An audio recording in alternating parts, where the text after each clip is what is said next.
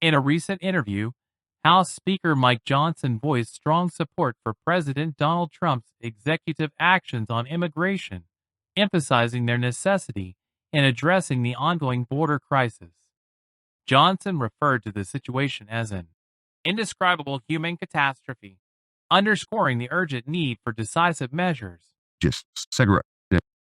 Mr. Speaker, among the many executive orders that President Trump has sent out, for some that were full, blocking all foreign aid, for example, at least temporarily, and also blocking all refugees.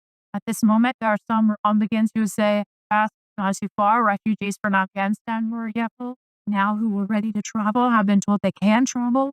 Do you think that President Trump should consider opening some doors, especially for different kinds of aid?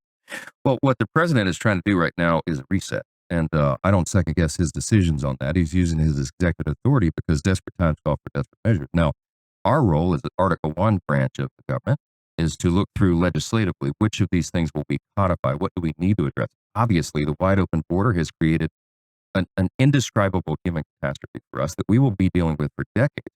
The president is very serious about addressing that. And guess what? So are the American people. Look at the New York Times poll from just 2 or 3 days ago. 87% of Americans say that we should deport illegal aliens who are criminals and dangerous to American citizens. This is, again, common sense. So I think the people are behind the president and his agenda and his priorities, and he's going to make those decisions, and we're going to do our part, and we're going to work together very closely to address all of it. What the president is trying to do right now is a reset, and I don't second guess his decisions on that. He's using his executive authority because desperate times call for desperate measures, Johnson said. The speaker highlighted the widespread public backing for stricter immigration policies, citing a New York Times poll showing that 87% of Americans support the deportation of illegal aliens who are criminals or pose a danger to citizens. Johnson also framed the crisis as a legislative opportunity, pledging to work closely with the president to codify essential measures. Our role as an Article 1 branch of government is to determine which of these actions we can legislatively codify, Johnson stated. He pointed to the need for comprehensive solutions to address the long-term repercussions of a wide-open border. Johnson's remarks align with broader conservative goals of prioritizing national security and enforcing stricter immigration controls.